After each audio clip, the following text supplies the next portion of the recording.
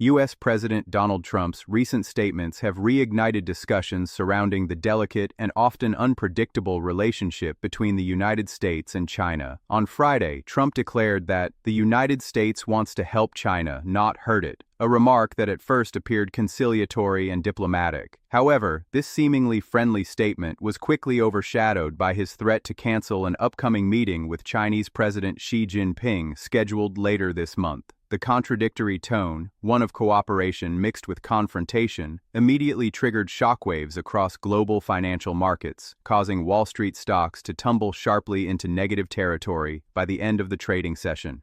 Trump's remarks came at a time when U.S.-China relations are already strained due to ongoing tensions over trade policies, technology transfers, Taiwan, and security issues. His dual message, expressing willingness to help China while also threatening to withdraw from dialogue, sent conflicting signals to investors, analysts, and policymakers worldwide. Financial markets thrive on stability and predictability, but Trump's unpredictable diplomatic rhetoric once again introduced volatility and uncertainty. Following his comments, major indexes including the Dow Jones Industrial Average, the S&P 500, and the Nasdaq Composite all turned negative. Stocks linked to global trade, technology, and manufacturing sectors saw the steepest declines, reflecting investor fears of potential disruption in global supply chains. The market downturn underscored how sensitive global finance remains to U.S.-China diplomatic developments, even years after the trade war that defined Trump's presidency. The planned meeting between Trump and Xi Jinping had been viewed as a key opportunity for both nations to stabilize economic ties and address a range of pressing issues, from tariff disputes and export restrictions to the regulation of artificial intelligence and semiconductor technologies.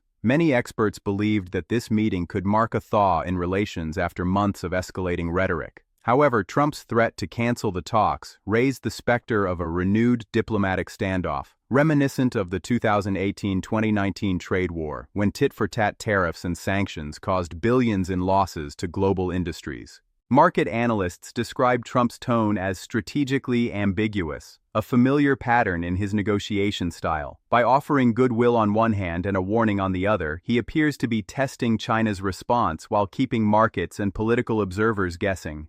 Such a dual approach may be aimed at gaining leverage before any potential meeting, reinforcing his long-standing philosophy that unpredictability can be a powerful diplomatic tool. However, this strategy also has its risks. The immediate market reaction revealed that investors interpreted Trump's remarks as a negative signal rather than a diplomatic overture. The uncertainty surrounding the potential cancellation of talks led to increased selling pressure, particularly in technology, finance, and manufacturing stocks, sectors heavily dependent on stable U.S.-China relations. Currency markets also reacted, with the U.S. dollar strengthening slightly amid a risk-off sentiment, while Asian markets showed early signs of anxiety, fearing possible retaliatory measures from Beijing. Economists caution that such volatile communication from top political figures can have real-world economic consequences. Confidence plays a crucial role in global trade and investment decisions, and even a short-lived diplomatic flare-up can cause significant financial disruptions. For multinational corporations that rely on Chinese manufacturing or U.S. consumer demand, the uncertainty surrounding policy direction poses serious planning challenges. Beyond financial implications, Trump's statement also carries a deeper geopolitical message.